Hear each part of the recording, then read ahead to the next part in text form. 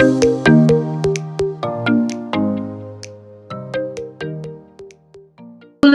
welcome to this year's final webinar on Get Safe Online Pacific. My name is Swaran and I'm honored to host this session on behalf of the Get Safe Online Pacific.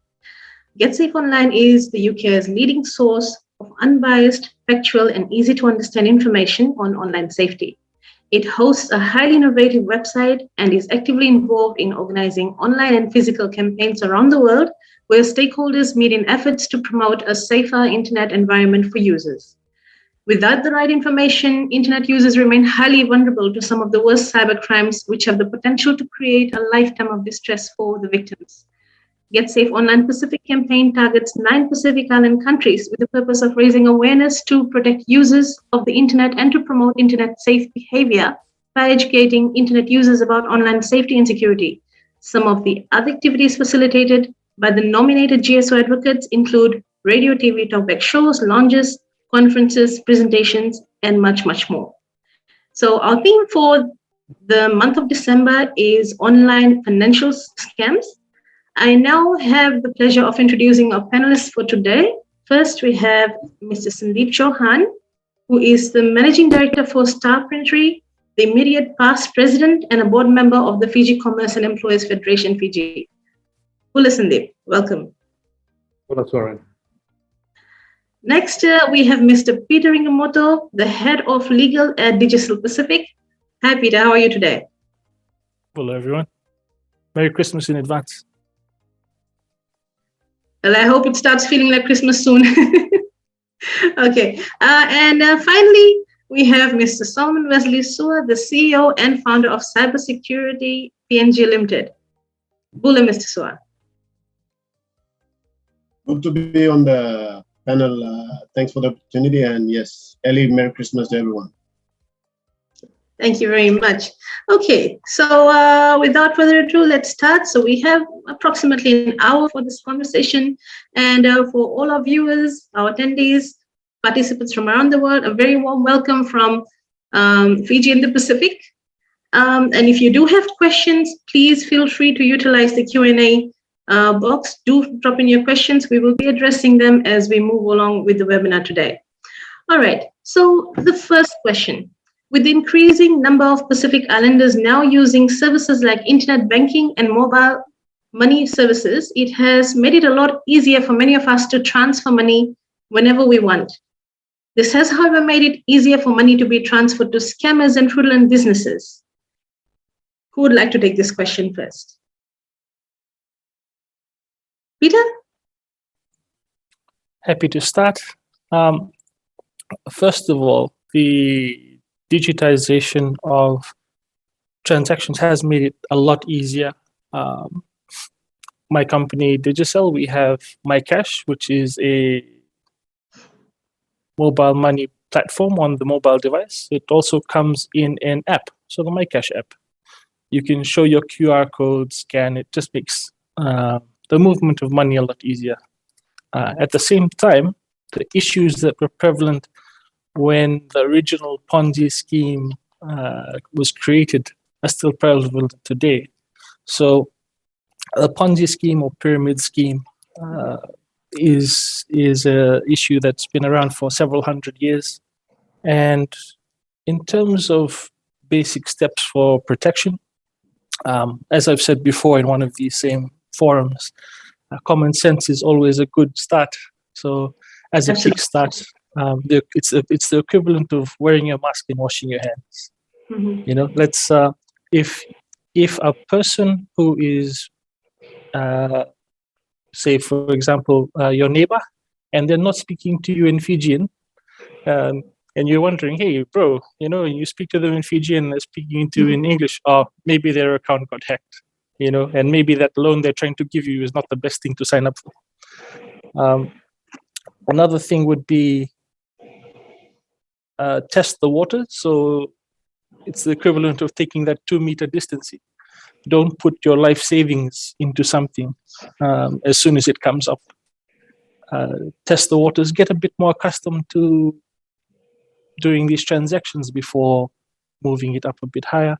And also the knowledge and research from authoritative sources, you know. Yes. We always like to talk to our cousins in the Pacific. In PNG also, one talk below me is stop stoya. Him is have plenty. He knows a lot about these things, but they might lead you down the wrong track. So always authoritative sources, and that would be the primer for what I think needs to be discussed in terms of protection. But there's a bit more, and we can get into that after this once the other speakers have had a go. Thank you, Peter. Solomon, would you like to go next? So what do you think there are some of the very basic fundamental steps that we can take in order to prevent this from happening? Thank you. I'll quickly say a few things regarding like from PNG's standpoint. So in PNG, our biggest problem is that we don't have a legislation and we don't have any kind of a working policy and frameworks for the last many years. So what the Department of ICT is doing is they're trying to put in place policies in place, so we are supporting them in some capacity to come up with the policy. And the basic thing that as a government, from our standpoint, we need to do is that there must be a policy that governs the different industries that active players in the online financials exercises, and in that whole ecosystem, we don't really have a policy. So from the country standpoint, yes, we really need a policy, and the government has enacted an act called the Cybercrime Act of 2016, and recently there is a bill before our parliament, and that's called the Digital Government Bill 2021. So that captures the entire frameworks and policies. So at the government level, that's lacking, and actually we're working on that. But at the individual level, to tighten up the cybersecurity, their own defenses and the mechanisms must be in place. And more importantly, the awareness, they must conduct awareness to educate especially the non-technical users and those that are involved in money at the accounts department, for instance. So they really need to be taught at least some, cybersecurity skills, especially terrorist financing and anti-money laundering and all these things. They must train them, because at the moment, the weakest links are always not the IT guy, but let's say the accounts officer who doesn't have any IT background, and he or she is the one doing the financial transactions. So now they're going online and processing pays and all that stuff they're doing. So awareness in individual level is very key, and also the policy again at the individual corporate levels. At the moment, IT is cyber security stuff, but we see that it has to be driven from the top, the CEO and the board room levels, and incorporate that into the existing human resource policies and other policies that are already existing. And in whatever we see that is, I think, the most important thing that we must do to contain this threat that is imposed on the online transaction, because the ransomware economy is growing every day, and it's a very lucrative one. So we need to train our guys, and that's what I'm looking at from a country perspective. And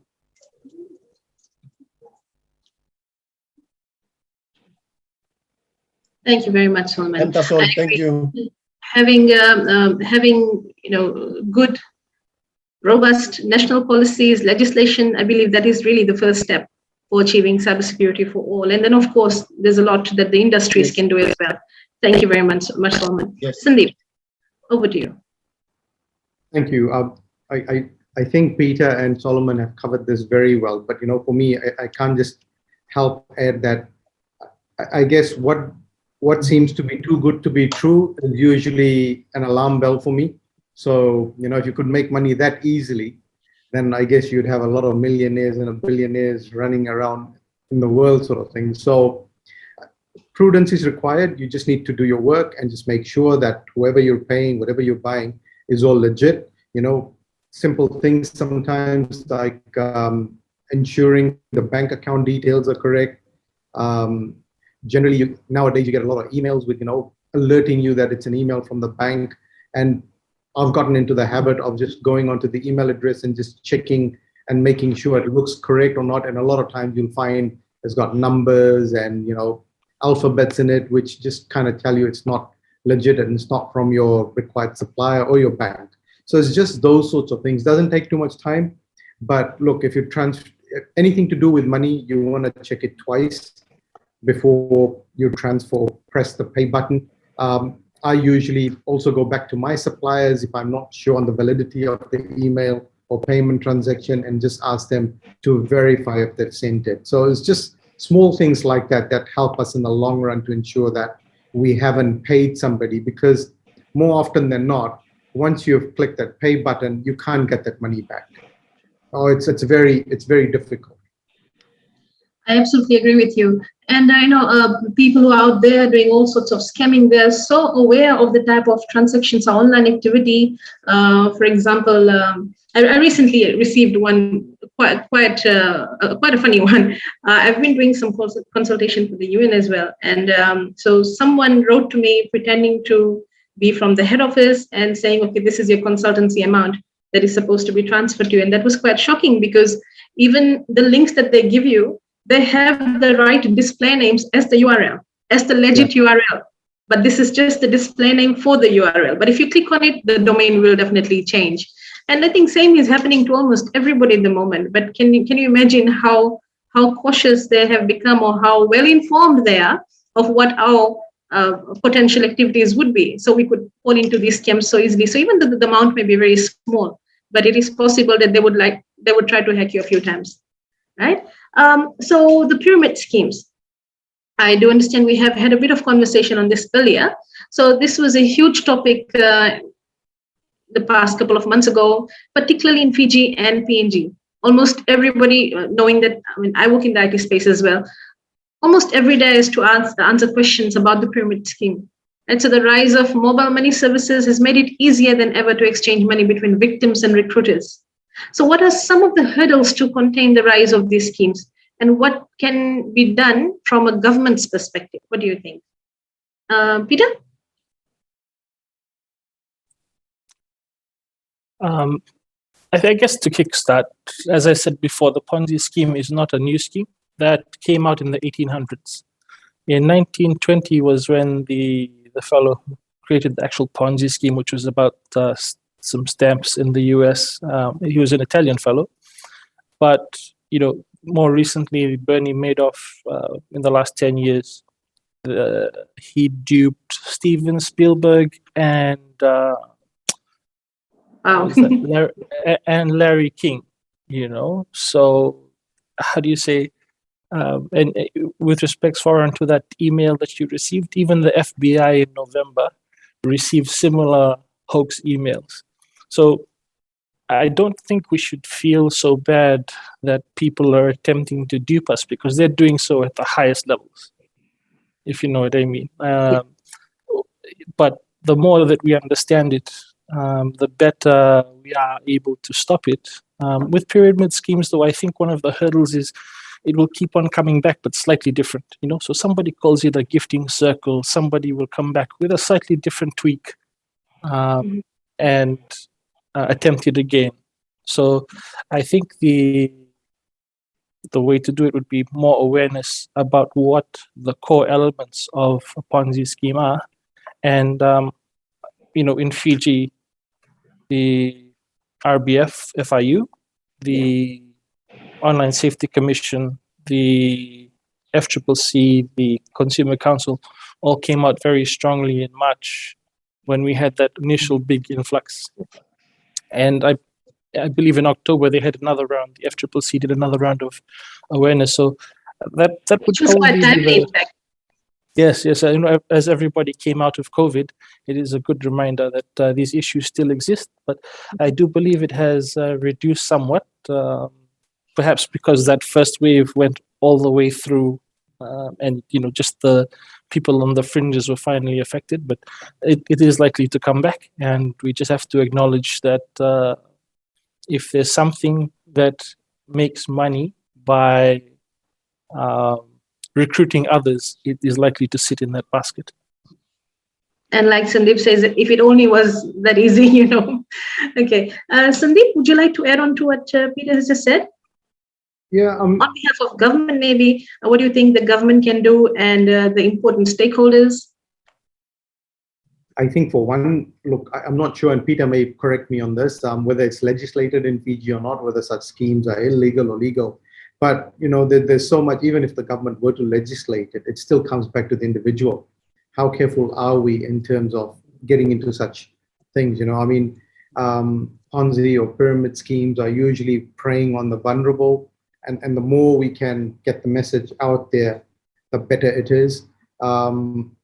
If it's basically, I think, how Peter has said that, it's recruiting more people, making money, in a way which is not conducive to earning it the right way, sort of thing. So in a nutshell, I think regardless of what legislations we put in place, it'll come down to how do we behave and how do we transact funds, whether it be cash, credit, whichever way. I think one just needs to be careful. Would you so easily give money away if somebody were to ask you in person? Then why would you do it online? Of course.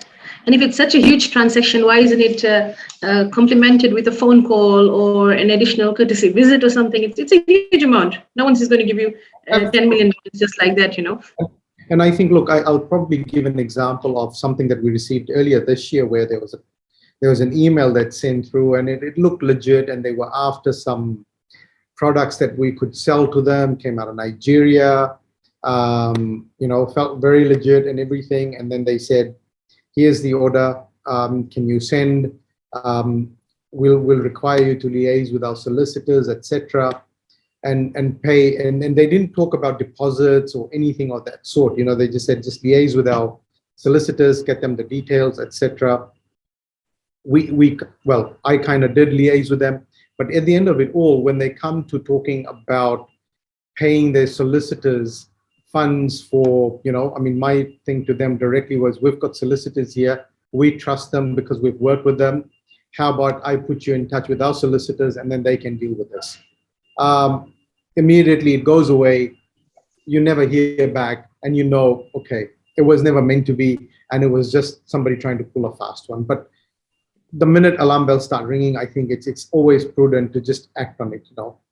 Don't be shy, don't be scared to say, well, I'm going to miss out on this financial gain. It was never there. It was never there. So you just have to be careful about such things.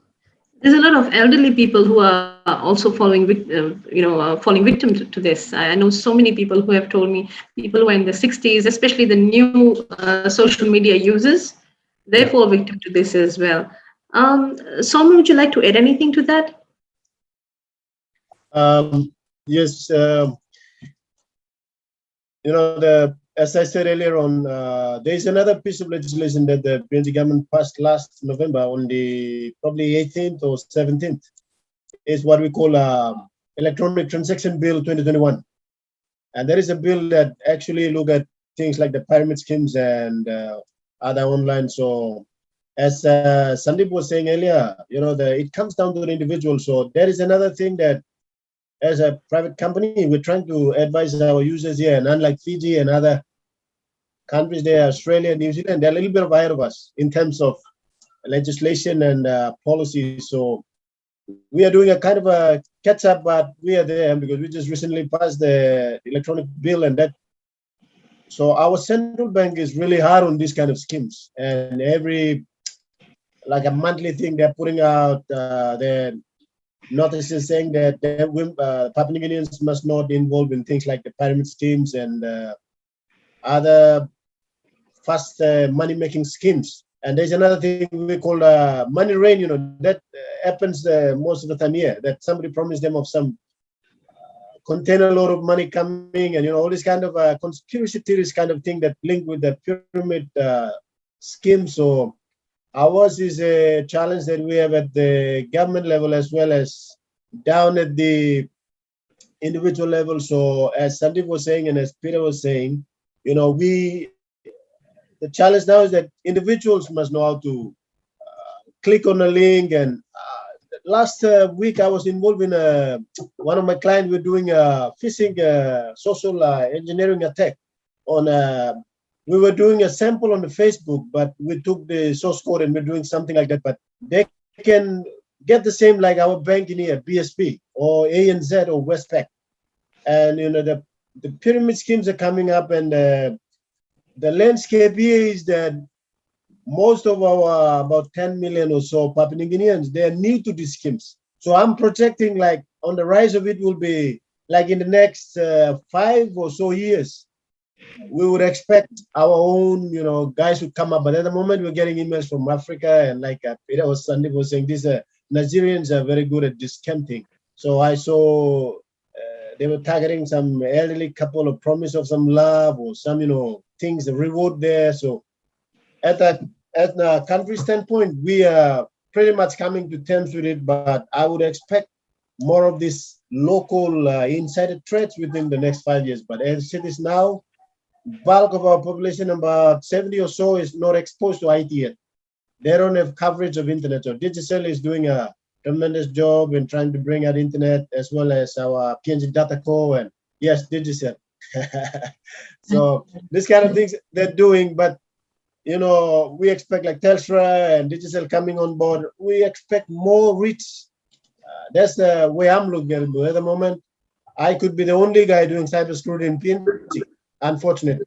Fortunately, commercially probably, but on the other side, probably unfortunately. But we are coming to terms with it. But at the moment, we're getting these African ones already, the pyramid schemes we're getting. But locally, our internal threat actors are still gearing up, and I'm expecting them to be matured in the next 5 to 10 years. And then we will have a real problem inside here because most of the population is like they're unlearned in cybersecurity. So we have a tremendous task at the government and at an individual company like us that we want to first thing is train the users to do the right transaction, to use the right website. When they do an online payment, you must make sure that the HTTPS is there.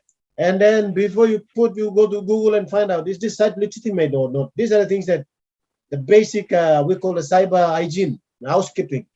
These are the ones that we need to do, and then we believe that we will. But at this stage, I don't want to say this, but at this stage now, we need a lot of catch up to do, and our government is taking the lead, and we are slowly supporting our government, and we're getting them, but probably will be more mature in the next 5 to 10 years.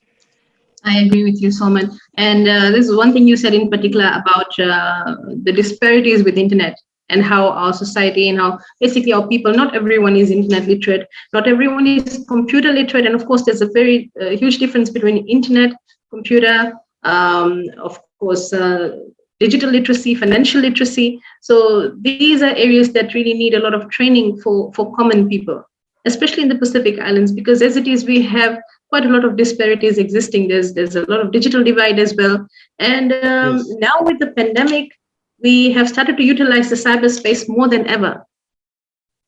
So we might not get rid of the different variants as soon as we want to, but this also means that the continuity of our businesses heavily relies on the use of cyberspaces. So we of course, we need to get trained, and of course, it needs a multi-stakeholder approach.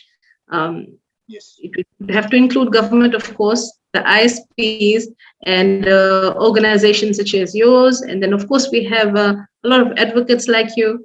So I believe everybody needs to get together to make these needful changes. Okay, so we have a question from Ashley from the audience.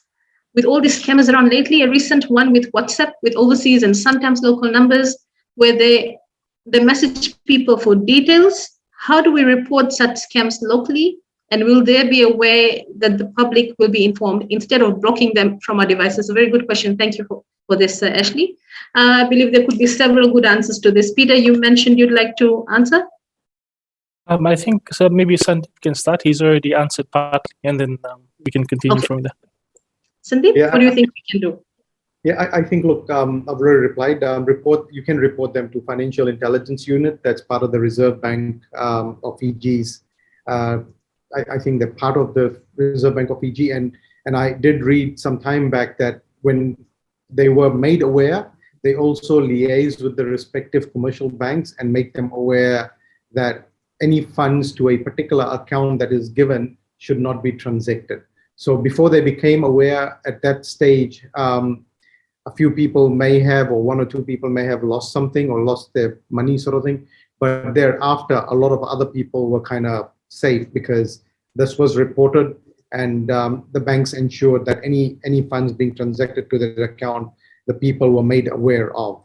So, and I think the other thing also here in Fiji is, the good thing is that we need approvals, depending on the amount of money you wanting to send. We need prior approvals from FERCA, from Reserve Bank, in terms of, saying, I want to send this money and I need to send it to whoever it may be, and they ask for reasons why you want to send it. So it can be limited. I think our transaction amounts may be $5,000 or anything less than $10,000 that you need, that you can send. So anything more than that, you need approvals. Yeah, so one just needs to be careful in terms of what you're sending and how, and just ensure that you take prior precautions first. That's about it. Thank you very much, Sandeep. Okay, I've mentioned a few of these things in the chat box. Gentlemen, feel free to furnish the chat box with some more details. There's going to be lots of interest in this area, because almost everybody's complaining about this. It's on Viber, WhatsApp, all the different platforms out there. And they collect your information too. They've also been quite vigilant on your online activities, social media activities, and they are trying to see what exactly are you going to be vulnerable to, right? So, okay, is there any other question from the audience?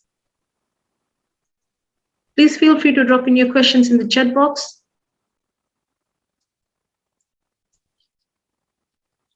No? Okay, let's move on to the next question now. What would be your main advice to a person or business who has been scammed?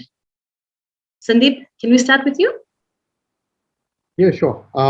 First thing that came to mind was be careful next time, sounds a bit crude, but like I said earlier on, once you've transacted the funds, it becomes a very difficult thing, to claw it back. I guess most of these people who are into these scams are based far away, usually the other side of the world.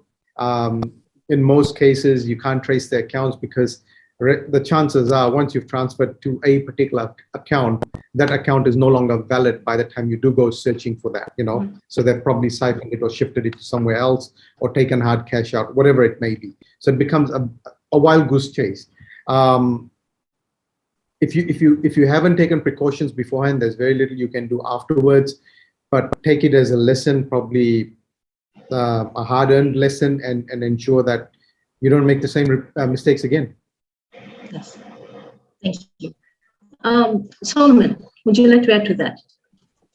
Yes. If you're already being scammed, like the message that we're giving, like an earlier question, and that in our PNG context, the Central Bank is doing a tremendous job in that, in the Financial Intelligence Unit, and also they have a thing called Financial Action Task Force that was established some few years back, probably in 1989.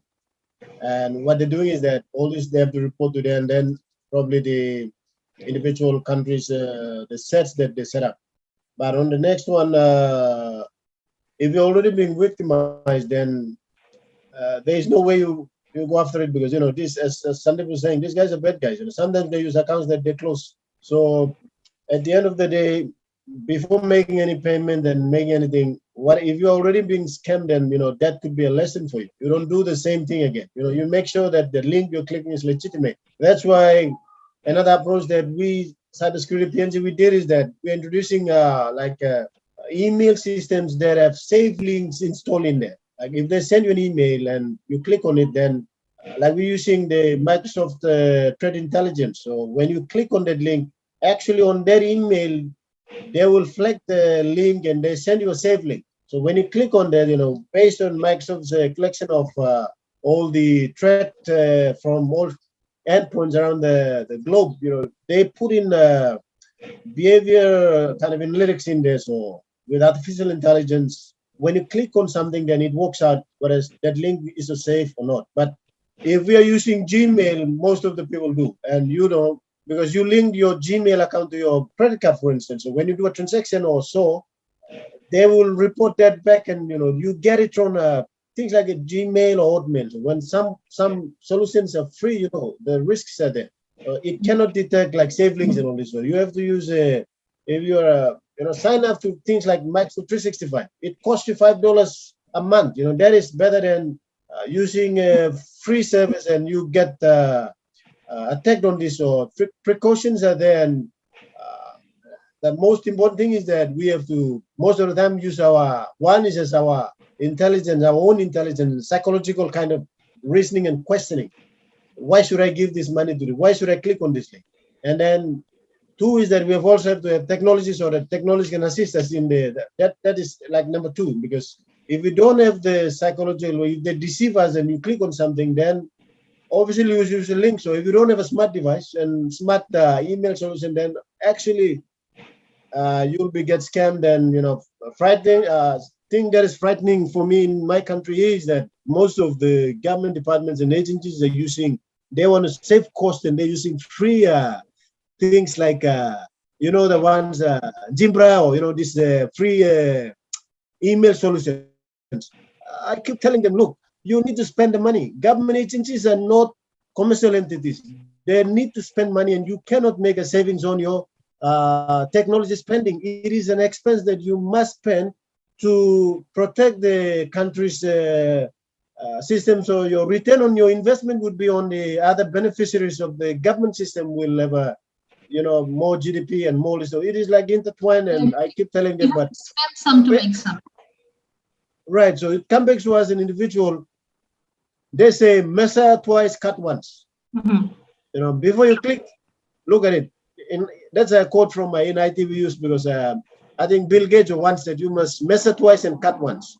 Because if you cut it, then you cannot put it back. So Yes. a lot of these people are. That's the thing. There, so like we believe in. I agree with Peter and Sandeep when the policies are there. That's at the top level, but at an individual level, I have to protect. Just like I was talking to you, and my wife needed some cash, so I put my other keyboard and start transfer some money. What if I transfer to the wrong person? Because my concentration is on the conversation. doing it, but I made a wrong. We must not do that. That's the mistake I just did. I sent it to the right account, but in the event you are under pressure, then don't do. What I tell them is that you do your transaction when your mind is fresh and active. Don't do a transaction in the afternoon because your mind is totally off. You spend your good hours during the day, and now that your mind is switched off, it is ready to go home and spend the time with kids. Don't ever do anything on the afternoon. You are gone. That's what these are some things that so it is like technology and psychology and our human reasoning and all that come together. So we have to utilize all of them at the right time to the transactions. Thank you. I completely agree. People really lose the life savings. Especially the most vulnerable people, And one thing I would like to add, it's nothing to be ashamed of. We must have some conversation around this as well. Many people are falling victim to this, and it happens to the best of us. It happens to ICT practitioners as well. It happens to financial advisors as well. So it's something we need to talk about openly. But many times there are certain taboo subjects around that. So people are still being exploited, but they're not talking about it openly because they have this fear. They are worried about some stigma. They are worried that people will be looking down upon them. But it's so important to talk to the right people about this. So just a message out to everybody, please find someone to talk to. If this has happened to you, there are some Get Safe Online ambassadors all around the world. And there must be someone you can talk to. We have also listed down a few, and we will be discussing more as we move along. Thank you very much. Okay, we have another question from Narayan. Any advice on how to recognize cryptocurrency and stock trading scams? Since I have been getting a lot of invites from friends on Facebook. Okay, another very important area, cryptocurrencies, stock trading. People who have not really been computer literate, even they have been trying to explore these avenues as well. Is there anything you'd like to say on this? Peter? I think we got the wrong Rutuman. We should have brought Kenneth Katafono for this one. But just running through quickly, Reserve Bank of Fiji is not too keen on crypto at this moment, just because they'd like to understand it better. In terms of stock trading, I'm more of a Warren Buffett sort of person. Go to the ones that are a bit safer, the SPSC 500 and those sorts of things that are long-term stocks. You see examples even in the stock market, like Theranos. So Theranos got $700 million in investor money for a testing mechanism that can quickly give you test results.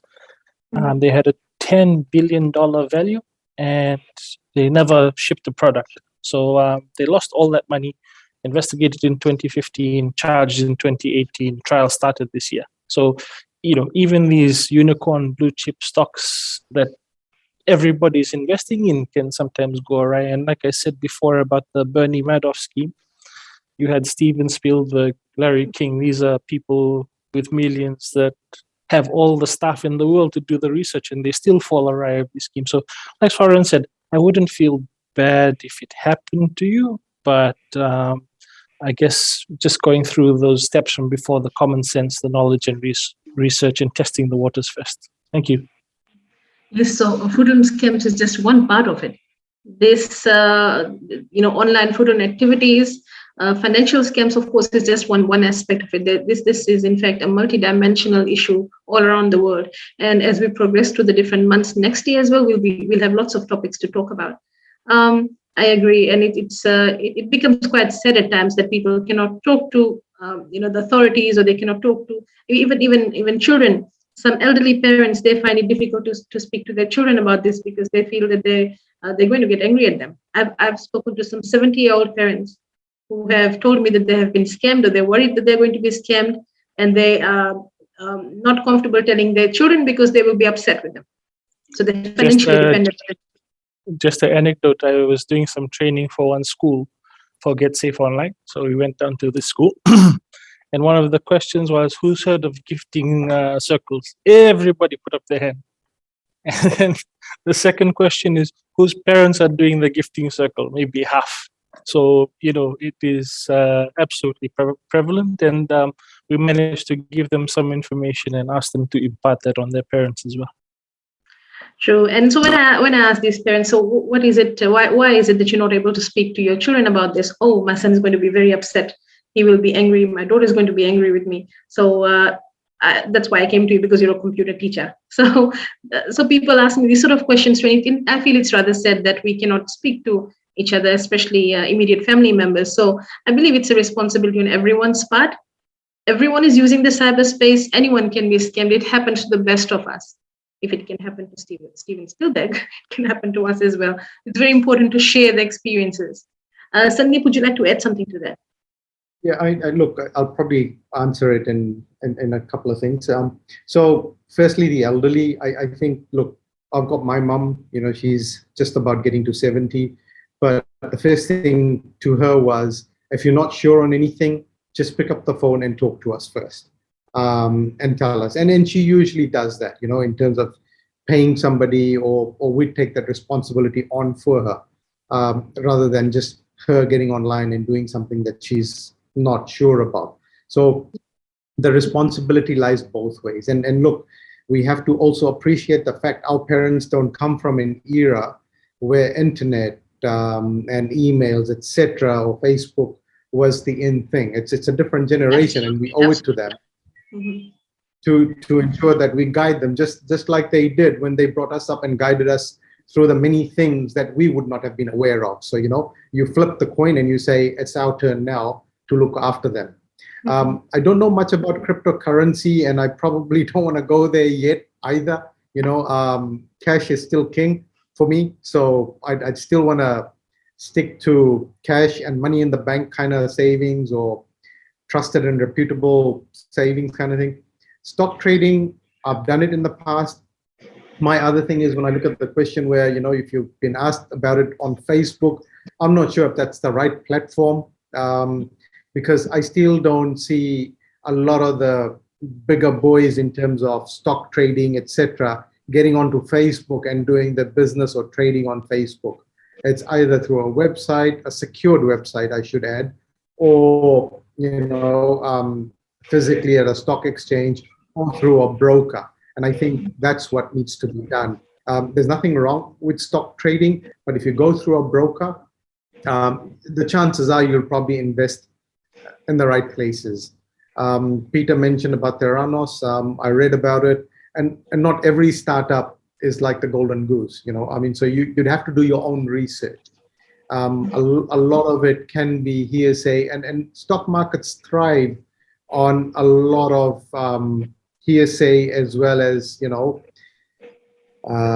what's the right word, gossip, where it just drives the stock up, and all of a sudden, maybe a year or two later, or maybe 6 months later, it comes down. I still believe in blue chips. One of the other things I do look at is sometimes blue chips are not the easiest to get into in terms of stock, but I also look at institutions that invest. Let's take the example of, say, Vision. A few years back, they went public. Then you have companies like BSP, or you have the World Bank, FNPF in Fiji, they try and buy shares. So obviously they would have done their work. And then that kind of gives you the right feelers and saying, okay, well, we've got some very good institutions buying stock in some of these organizations. You follow that lead. So you kind of sure that, okay, my money is going to be kind of safe, because all of these other institutions would have invested millions. So I noticed you have your hand up. Would you like to add something? Yes. Sorry, I'm using a mobile phone, and sometimes I'll get off, so you understand me. Thank you for that. All right, on the finance, especially the Facebook cryptocurrency and all that. Our advice, my point of view is the same as what Peter and Sandeep were, saying. In terms of stock buying, for one, I believe in going to a broker, because that is more safer than any other person. And at the same time, when you look at Facebook, someone trading on Facebook, there are techniques where we identify who is that guy, is a legitimate guy, or somebody who's hiding behind a fake name. So, and then we do the due diligence. Now Google and all this around, the internet is around. It is easier to do due diligence than ever before. So it's a matter of get that request, but then check up if that person, what's happening on the particular market, especially in the cryptocurrency. Thank you. So, sorry, I'd just like to interrupt you very quickly, Solomon. I also noticed that a lot of entrepreneurs, I've been talking to women entrepreneurs recently on a project on right to information, because there isn't enough right to information legislation in the Pacific. So I've been talking to entrepreneurs around the Pacific, in fact, and some of them have mentioned, why do we pay someone who is going to host a website for us when we can do this for free on Facebook? So they get to hide their identity, and they don't want all that formality associated with registering a business, because there are some other taxes and fees that they have to pay. And they're still testing the waters. They're not sure if they are going to be making enough money. They're not sure. They don't have market research. They don't have avenues for market research that is free. So they're not sure if this business is lucrative enough for them at this stage, which is why they would rather just open up a Facebook page. And you may see there's a lot these days. There's a lot in Indian way as well, I've noticed. So and people asking each other, have you bought from this person before? And M-Pesa has made it very easy, and I believe there are equivalents with other ISPs as well. So this creates a difficult situation, when we are saying that try not to use social media, but at the same time, we have a lot of entrepreneurs, budding entrepreneurs, people who have very basic seed money.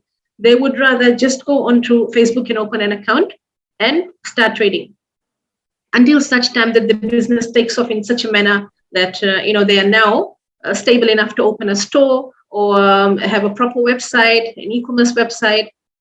So what would you like to say in regards to that?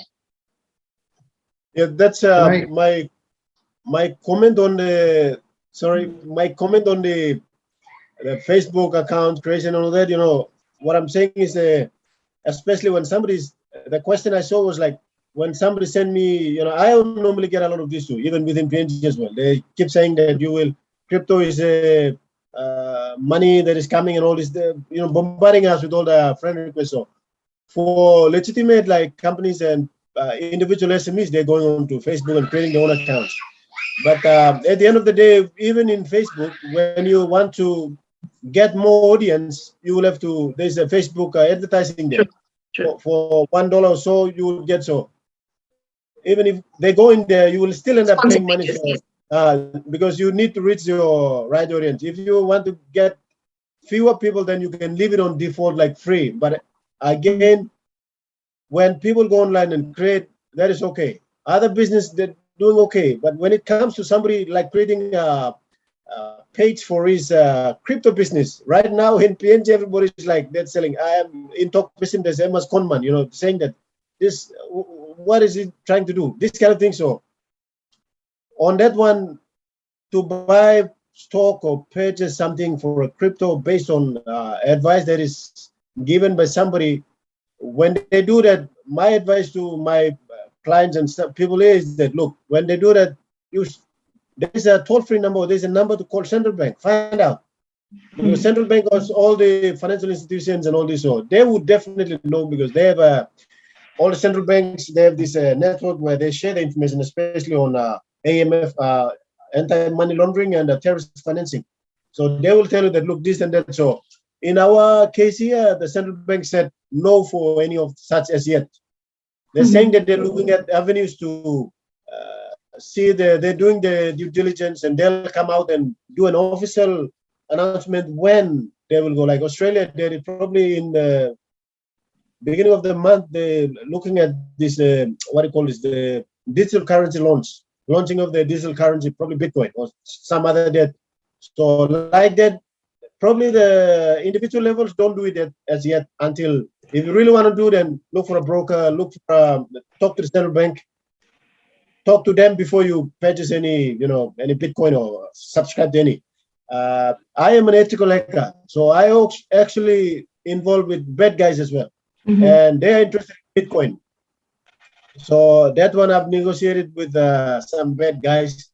When after they leave their contact, I told we were negotiating, and even on that as well, advice, I told the business that the bad guys want money, so talk to them in business terms. Don't talk to them as rascals. Don't talk to them as some thieves, because then they will go and you never know where they go. Because you need to trace them. Right. So I tell them that first thing is you create yourself a fake account, probably Gmail or some other fake account, because you're talking to a fake account, so you don't use your main account. So you create a fake account and talk to a fake guy, but you talk as business. You try and close a deal between the bad guy, because they will transact in the Bitcoin. So that one, on the flip side, if you become a victim of, let's say, ransomware attack and they demand Bitcoins, then you talk to them as on business and try to negotiate the price down. They ask a client of mine for 1.5 Bitcoins, and I managed to negotiate down to some 16,000 PNG Kinam, but that's we are twice our currency is low, so probably that's half that Australian dollar. So these are the kind of things that on the other side, if you're a business or if you're a government agency or corporate that you got victimized, then if you don't have a backup, the last option is to go with the paying the Bitcoin, then talk to them as a good business partners of you. Don't talk to them as rascals. Then they will go and they will hold your files to friends and so. These are some techniques that we're talking on the corporate side as well. So probably I'll stop there. Thank you. Thank you. Sandeep, would you like to add something? Not really. I think Solomon's covered it quite nicely in terms of what needs to be done. There's very little that can be added on to playing it safe, and like we said, just the basics. Where if it's not right, don't indulge in it. I'm still yet to get to a stage where I get requests on Facebook or WhatsApp to do transactions, business-wise. It's always via emails or phones or, over a secure platform sort of thing. I think the other thing that I was going to add on was when you mentioned about the women or the entrepreneurial women, in terms of being able to do business online. I should add that yes, there are a lot of them doing it, but I think a lot of them are quite genuine in the way where if you do interact with them, they're more than willing to meet you at a place and say, okay, I'll bring your stuff, or can I have it delivered? And then you can pay me online, or can we, transact or in a manner where you pay a deposit of a small amount and then, they'll deliver the goods, etc., etc. So more legitimate. Absolutely, absolutely. So, and those kind of things give you the good vibe. So if I'm dealing with somebody where they've sent me, I've seen something on Facebook and I say, where can I buy this? Most often they're happy to accommodate and either meet me at my workplace, or I can go somewhere and pick it up, have a look at the product, or, pay for it when I'm there, sort of thing. So as much as these sort of businesses are popping up, quite a lot of them are legitimate and the intentions are good. So you're able to navigate. True. And of course, if they have a phone number, then they're a registered user somewhere. And we have only have a handful of ISPs in the country, and I'm sure it's so easy to track them, right? Absolutely. So, which is why we need these registrations, with FIRCA, with our phone numbers, and sometimes it seems all cumbersome for us, but these are some of the perks of it. So, I think we all have started to transcend into the final question. So some of the safety tips, advice or safety tips to people on how they could safeguard themselves from online scams. Peter. I just keep on going back to the same base three. So, start with the common sense, knowledge and research, and then test the waters. I think those are the first three key things. I take on board what Wesley and Sandeep have said also. If you wouldn't do it in person, then don't do it online, as Sandeep said. And also, Wesley, measure twice and cut once. And also to use some of these resources like Microsoft 365, because we only have so much ingenuity, and it's also good to leverage these resources. I think in Fiji, my company, we have firewall and data backup services, but in terms of training, that's IT Solutions, or that's IT Solutions with Jim Tora and the guys. They have training as well for SMEs and those sorts of things, and also both Kenneth and Jim are quite active in this space. And Kenneth also. So there's things that you can also do, as Solomon has said, and he's a good advocate for that in Papua New Guinea as well. Thank you. True, I must agree.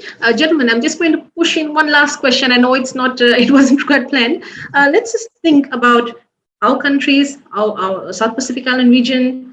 Let's think about the internet users. Who do you think is a regular internet user? It could be a student, it could be an elderly parent, it could be a school student, a university student. So basically, internet is for everybody, and we are trying to reduce the digital divide, because there are lots of benefits of being online as well, especially in the age of the pandemic. We will probably face more variants later on, but we need to start utilizing the cyberspaces carefully and safely, right? So keeping in mind all the internet users, not just people who are in business, is there any advice you have for people generally? Okay, let's start with children, for example. Solomon, would you like to say something? Sorry, you were saying something, Sandeep. Pardon me. Go ahead.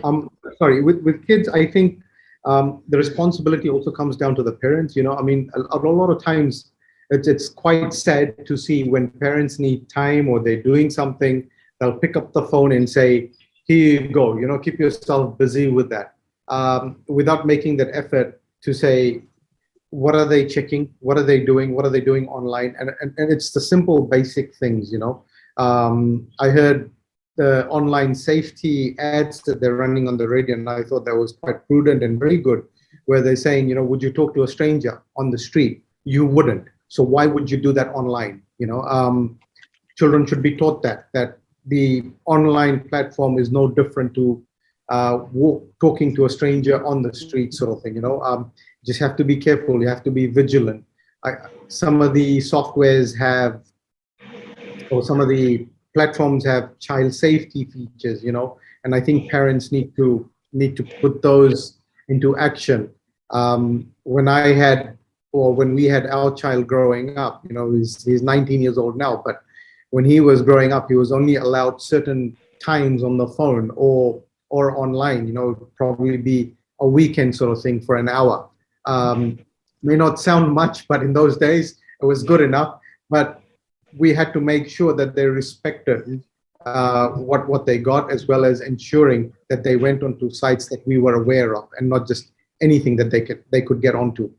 He didn't have his Facebook account till he was 16 or 17 or 16, I think, so till like 3 years ago, because we felt that children had to be responsible and understand the benefits and the disadvantages of having online profiles, and be comfortable having them before they could use it for their own whatever resources they needed to use it for. So it's just those sorts of things. Sure. Anyone would like to add to that? Solomon, Peter? Yep, I think on the especially on the kids, I'll add one and then add on the other users from a PNG standpoint. On the kids, there are parental control apps also available. So, like even in the event that we give our mobile, if you give your kid a mobile phone and under the probably say age that the parents have control over, then the mobile phones can be installed with things like one of the apps that they normally use is like M-Spy. M-Spy is for kids.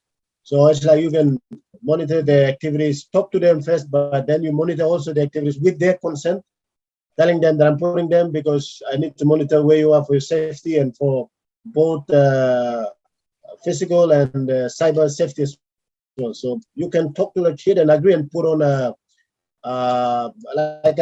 app that like M-Spy is one of the apps that they normally use, a parental control software that you can actually monitor the phone calls and see what is coming in, the messages on WhatsApp, Facebook, all of that you can actually monitor with their consent. And from the internet users on my country's perspective, I would say the heavy users are the young generation. Young as in like probably 15, 14, those that have managed to get their hands on the phone. From that to the kid would be passing out of university, and then those that probably in their current 40 years old, probably 40, 30, around there are the active users in PNGIC. And bulk of the users, even some lawyer friends of mine, some other accountant friends of mine, they don't even know what IT is. They cannot even set up an email. And when PNG, the law, not the law society, but the courts introduced when the courts introduced the online filing, or the lawyers would log in and file their stuff, all the lawyers in PNG were confused. They wouldn't know what to do because they've never experienced. They pass out of law school. They depend on so they were really confused how to register there. So it was like a kind of a nightmare. But now they're getting used. But when they was first introduced, they're confused. So that tells us that in PNG the younger generation is the active user. So what we are doing now is that, like the Department of IT ask industry players to put the inputs into the policy that they were trying to put up. So when they asked me, I told them that, look, we have to integrate all this into the education system. And then we will try to train cybersecurity in the school. Doesn't matter if we end up becoming a lawyer or an accountant, they must know cybersecurity and the basics and how to defend themselves. So it must be a curriculum like science, math, English, all of these subjects that we put. Cybersecurity must be a curriculum of its own, must be a subject, one of the core subjects that must be taught in schools. In that way, when the kid grow up, then they know what is cybersecurity is. So that's the approach that, like, we're advising the government to integrate that into our education system. So kids must know what cybersecurity is, and when the older generation phase out, and when they come on the stage, then cybersecurity is like a driver. I don't really need, I'm not a mechanic. I don't need to know the mechanics of how an engine works, but I know how to check my water level and my oil and all that. So cybersecurity must be taught at that level. So those basic housekeeping stuff, everybody must know. irrespective of what, because cybersecurity issues transcends all our disciplinary boundaries and all our areas. So everybody must know cybersecurity all across the board. So we must start from the school. Then I agree. Because we are talking about having everybody on the web, right? We are talking about having electronic medical record systems on cloud for the benefit of everybody, for the benefit of anyone at the grassroots level as well. We want our children to go on Zoom. We want our children to go online, and then if there would be another lockdown, then of course we will need them to go online and learn, continue learning that way. So everybody needs to be a part of the cyber world for various good reasons.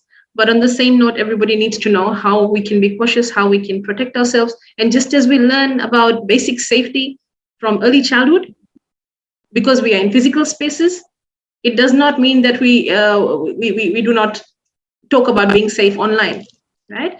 It's equally important to start having conversations about being safe online as well. And of course, there are lots of avenues which we can discuss. Gentlemen, is there anything else you'd like to add? So just a few things on my side, especially on the SMEs. Mm-hmm. So what I am also encouraging is that SMEs must register with, let's say, different jurisdiction will have their different names, but in PNG we call it the Investment Promotion Authority, the guys that are responsible for registering of a company. So we tell them that you must register for a company, and your phone number must be registered with a mobile provider, either Digicel or other B Mobile or other mobile providers. And then your IRC, your tax, we call it the Internal Revenue Commission here. So you must register with them and get a TIN number. They don't cost. TIN is free in PNG. We don't cost anything, even a compliance. And I understand that's the same across the Pacific, that these are free services that the government is doing for our good. So we must register our company, we must do our tax returns, we must get our TIN, we must open a bank account with BSP or any of the banks. And every transaction you must get the thing like, I used to this one. This is a BSP, a token. That's very second, because when I ask them for my internet bank, I want a token. That is very, very safe. So I link this to my internet banking links to my phone number, and it send me a text message. It's called a multi-factor authentication. Then you must have your token, and then you are securing your transaction. So when you do something, it goes through your mobile phone. Your mobile phone text message authenticates it. Then your token confirms it, and that particular transaction legitimate. So it doesn't cost a lot. It will cost very less. So you get yourself a corporate. We give them like .com.pg domains, saying that you must do a secure environment, create for your small SME so that you operate within that. It doesn't cost a lot, cost very little. At times it might cost 200 kina a year or 300 kina to get these things done. A domain costs about 100 kina for 1 year. And TIN is free. Certificate of compliance is free. So, and then bank account, 500 kina to open a bank account, for instance. So that much you need to secure your transactions. So don't do it on a free platform like Facebook or any. You can do your marketing stuff, but the actual transaction must be done within the established banking infrastructure of the government, and that's where you are safe. So marketing can be done on Facebook, Twitter, WhatsApp, and when they want to pay, always come back to a secure system to collect the funds, and you pay them as well. So that is what we are advocating, and we advise people to do that. It doesn't cost a lot to do that. It's very cheap, and yet it is the benefits are huge, that it protects the company and gives the company, your SME, a branding as well. Thank you. Thank you. Sandeep, very quickly, if you could just tell us about your experience last year. I believe you were part of the Get Safe Online Global 2024 event last year. Yes, I was. That was more in line, I think, in terms of doing business online. How you have like Uber Eats and Fiji Eats now, etc. And how businesses can get online in terms of taking advantage of doing business or safely while the pandemic was going on. I think a lot of businesses have started doing that. There's a lot of businesses that are trading online. Even the ones that weren't doing it traditionally have been forced to go down that path. We've seen costs coming down in terms of, where previously banks would request for thousands of dollars in terms of getting the security aspect cleared or checked, and to be able to trade online. Now that cost has come down to a minimal amount, sort of thing, So it's making it more and more accessible for a lot of businesses, especially MSMEs, to start trading online, And I'm sure we will continue to see that happening in the space that is being created. In addition to that, I think, look, similar to Solomon, the Fiji Revenue and Customs Services issues tins for free. We've got many other aspects or agencies where you've got the Fiji Investment Corporation, Investment Fiji, which assists business in terms of setting it up.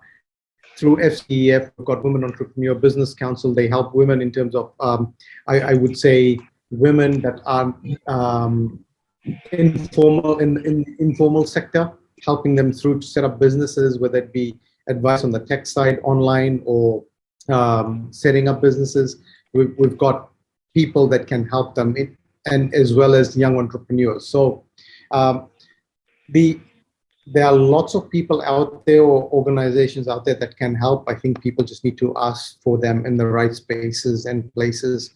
If there's anybody online here that wants us to put them in the right direction, I'm more than happy to point them in the right direction, provided I kind of, I know what they're after. Thank you very much. That was very interesting. And I think it was quite well covered, considering the various types of internet users we have in the Pacific. Thank you, Sandeep. Okay, so very quickly, is there any other questions? I believe there's one question asked by Vinay, and Peter, you have replied. Okay, good. So if you have more questions, I have left a message in the chat box. We have, in fact, sent an email address, so you feel free to send in your questions. If you have more questions, if you'd like more clarification, we have a team of people who would be happy to answer your questions. So just part of some of the closing statements, I'm just trying to very quickly summarize what our discussions have been about today, also some of the very important questions that have been raised. So we need a multi-stakeholder approach. We need research, of course, because without research, we're only talking about things that are subjective. So we also need to know, why are people falling vulnerable to such situations? There could be some other dimensions that have not been explored yet. So of course, we need research.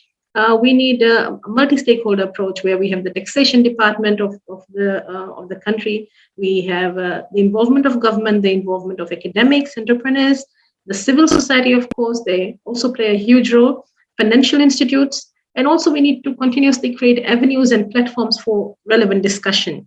We need to get into conversation, and we also need to capitalize on some of the opportunities of free webinars that are provided by the stakeholders, such as the one we have today. Okay, so this brings us to the end of an interesting conversation indeed. We will see you next year in January, where we are discussing some pressing issues. So next year we have some very good webinars planned as well. We will be discussing some rather pressing issues such as online data protection, online sexual predators, catfishing, online gender-based violence, online harassment. This webinar is funded by the UK Commonwealth Cybersecurity Programme. Once again, I would like to thank all the participants, the panelists, of course, and our attendees. Thank you for raising such important questions today, and let's talk about the cyber world and our security, of course, in the coming months. We wish you a very safe and joyous festive season, both in the physical and the virtual spaces. Vinaka Level.